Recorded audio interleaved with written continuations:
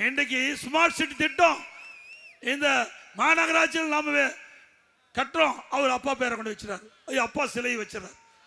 அப்பா சிலை வைக்கிறதுக்கும் அப்பா பெயரை வைக்கிறதுக்கு தான் திமுக ஆட்சி வந்திருக்குது. மக்களுக்கு நன்மை செய்ய வரல. இன்னைக்கு எத்தனை பாலங்கள் நீங்க பாருங்க, எத்தனை பாலம் திறந்திருக்கும், எத்தனை தடுப்பணைகள் நாங்கள் கட்டிக்கிறோம். ஒன்றும் கிடையாது. ஒரே ஆண்டில் 11 அரசு மருத்துவக் கல்லூரி மருத்துவமனை ஒரு வருஷத்துல. இந்தியாவில் எந்த மாநிலத்திலையும் 11 அரசு மருத்துவக் கல்லூரி மருத்துவமனை கொண்டாந்த வரலாறு கிடையாது.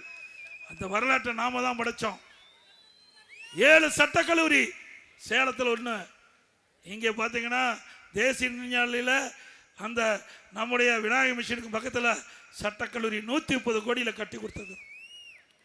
21 பாலிடெக்னிக் கல்லூரி, 68 கலை மற்றும் அறிவியல் கல்லூரி, 4 பொறியியல் கல்லூரி, 4 வேளாண்மை கல்லூரி, 5 கால்நடை ஆராய்ச்சி மருத்துவ ஆராய்ச்சியிலையும் ஒரு மிகப்பெரிய கால்நடை பூங்கா கட்டி திறக்காது.